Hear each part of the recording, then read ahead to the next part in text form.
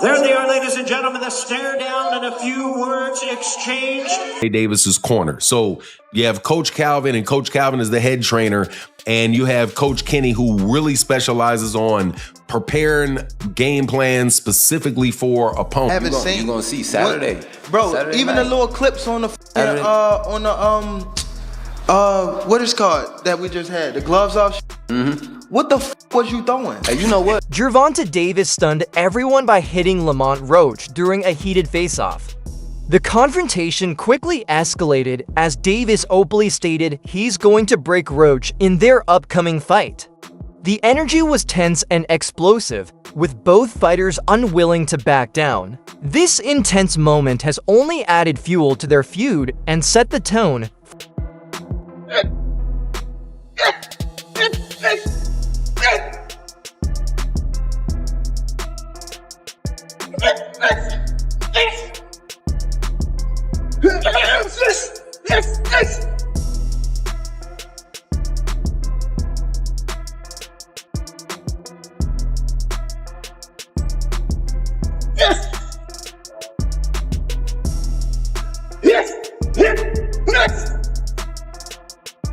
For what could be one of the most aggressive and personal fights of the year.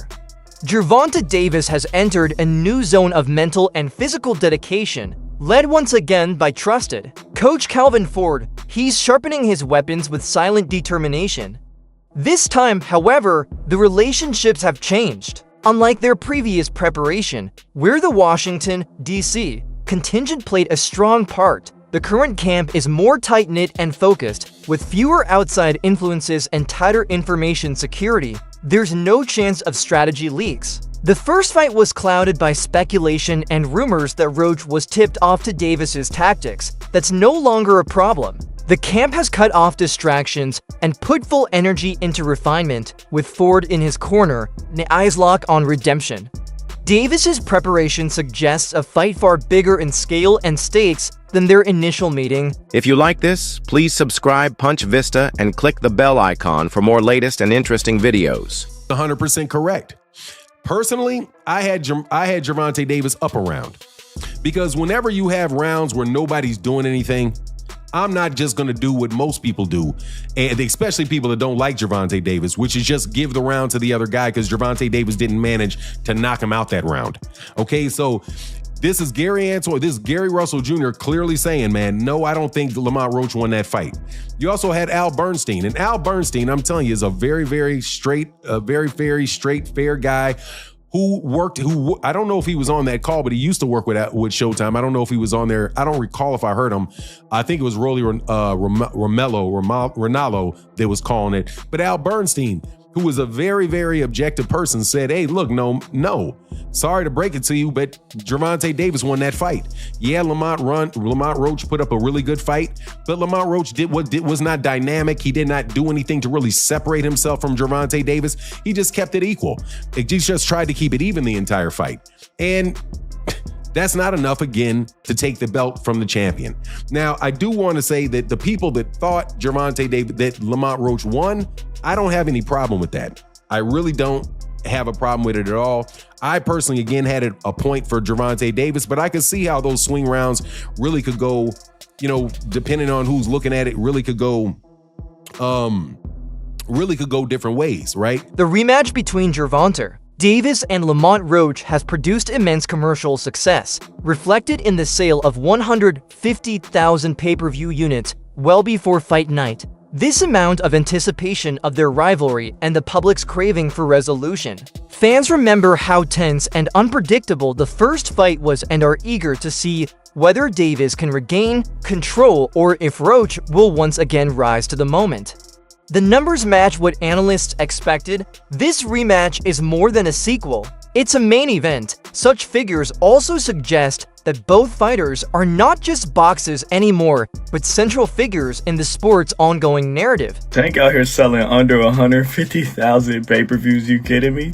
Oh man, face of boxing, yeah, turn that shit off. Yeah, we shutting that shit down. Every single time. Does Shakur really want to fight Tank? I think Shakur could sell a bit more with somebody else, especially in Saudi. I feel like they can find him a dancing partner that'll do a little bit better than 150,000. Okay, I get it. This is why PBC delayed this fight for what, 5 months? Y'all ain't want to pay this motherfucker because y'all know he can't sell. I mean, this should have been evident. If you do the math, Tank has never been that great of a pay-per-view draw. He sold over 300K twice now in his career. He sold over 300K with Ryan Garcia. That's obvious. Ryan's the bigger star. And then he sold over 300 with Martin. He sold about 325. But when we put it in perspective, that Frank Martin fight was a comeback fight after a year layoff, so it was always going to sell. Every comeback fight's going to sell. It was one of the first pay-per-views on Amazon's new PBC deal, so they were really trying to push it. And then he had David Benavidez as the co-main event with Gary Russell and Alberto Puello under them. So you take away all those factors that this wasn't a comeback fight. David Benavidez isn't the co-main event, and Amazon has now been in the game for over a year. It makes sense it only sold 150. I know there's going to be a couple of you guys in the comments. No, it sold 500K. Don't be so gullible. They didn't sell 500K. I don't know if Tank's a top... Well, I know for a fact he's not a top 5 draw in the sport of boxing anymore. Well. He's not selling pay-per-views. Bivol Better BF just triple him. Well, Jerry, their pay-per-views are cheaper. Don't matter. All that matters is who has more eyes watching them, and Bivol and Better BF do. Tank does. Rather than throwing away their original tactics, Davis's team has chosen a better route, adjustment over overhaul. Reviewing footage from the first fight showed that timing was off and mid-round confidence dipped. Now, with that information, the team has retooled specific elements like attack angles and spacing, focusing on closing the gaps that allowed Roach to find success. It's not about building a new fighter. It's about perfecting the one already in place. They've found where caution crept in and replaced it with calculated aggression. This revision makes Davis more dangerous as his base stays intact, but his delivery becomes crisper and more decisive. Got a good chin. Oh, he got a good chin. If you got a good chin, okay, let's go ahead. Let's touch this. The chin ain't the only thing that can get you out of there. There's other things you can do and then go back to the chin. I won't go into details, but I look at shit different from a lot of people, man. You know what I'm saying? If you got a fighter that listen, he's gonna be a hell of a fighter if he listens to what I tell him. You know, all fighters don't listen because some missions you put them on, you gotta walk through hell to get it done, and every fighter is not willing to walk through hell. You know what I mean? But the chin is not the only thing to get a fight out of it, and the body's not the only thing to get a fight out of there. It's other shit too, you know. Yeah. You gotta hurt. I believe in hurting them. You can hurt. You gotta hurt them to get it started, you know. PD, thank you for the $2. People were surprised by Roach and Tank. What do you think the biggest surprise was in the fight? It wasn't a surprise because we know Roach. It wasn't a surprise. Roach can fight. A lot of people think because a person is not popular, that they don't exist. There's fighters out there that can rumble. They just got to get the opportunity, you know?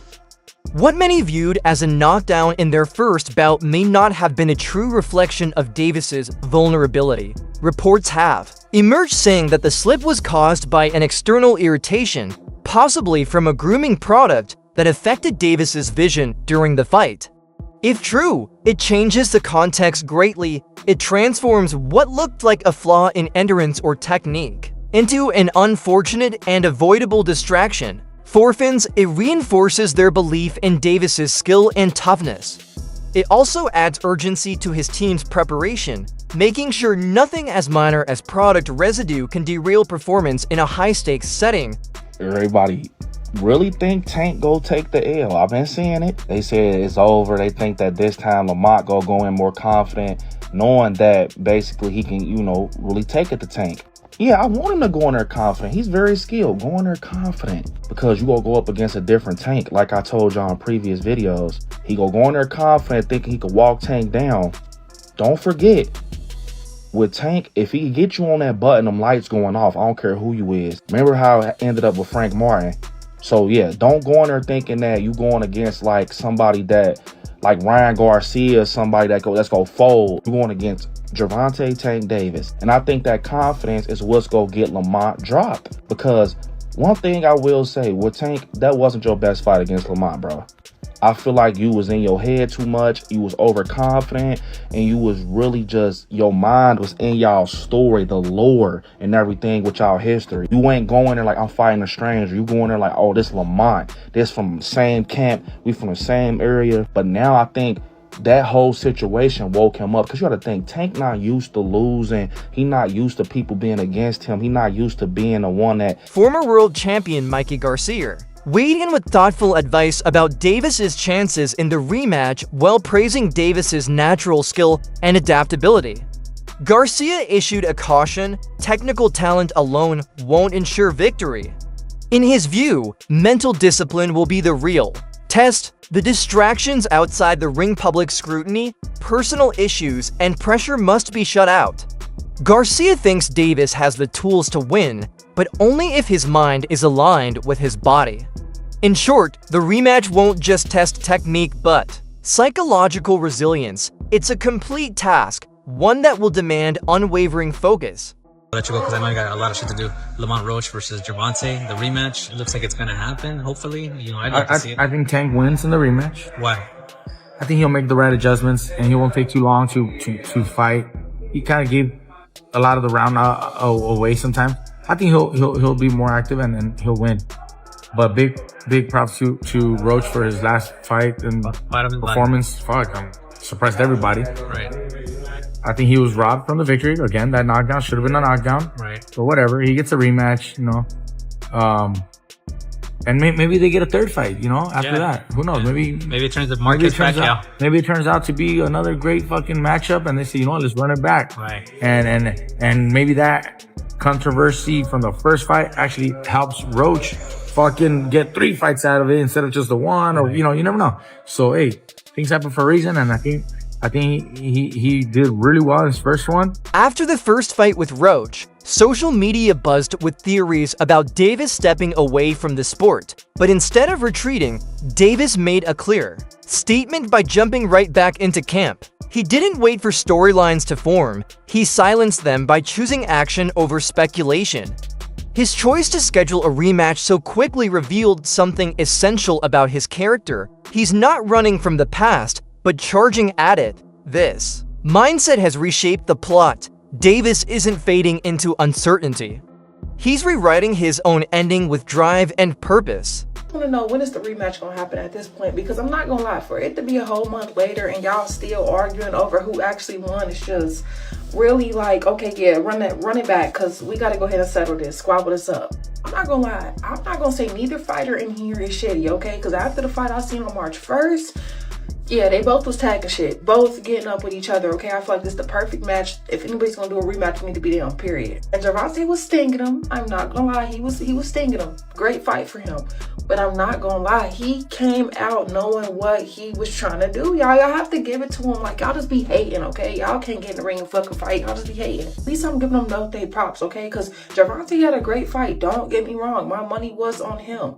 But I think what messed him up was the fact that when he came out, y'all know he usually be 2 steps ahead. He was 3 steps ahead. I feel like he already had Tank figured out. And he definitely was not expecting that. And him, on the other hand, I think he came in really having something to prove. I'm not gonna lie, y'all. Like, it was a really good fight, and I feel like this is how I see it. In the beginning of the fight, he was stinking, back to back, you know what I'm saying? And then at the end of the fight, that's when he finally kicked it up. But I seen consistency through him through the whole fight. Not gonna lie, like, so I just feel like the rematch should have happened, because never know, he might, now that he was 3 steps ahead, become 8 steps ahead, and he might really knock his butt down. But at the end of the day, it's like, we need this rematch, because I don't think this is ever going to be a dispute that is settled and, you know, officially he won, he lost until they fight. Like, we got to see it. That's it for today's movie. Stay tuned until next.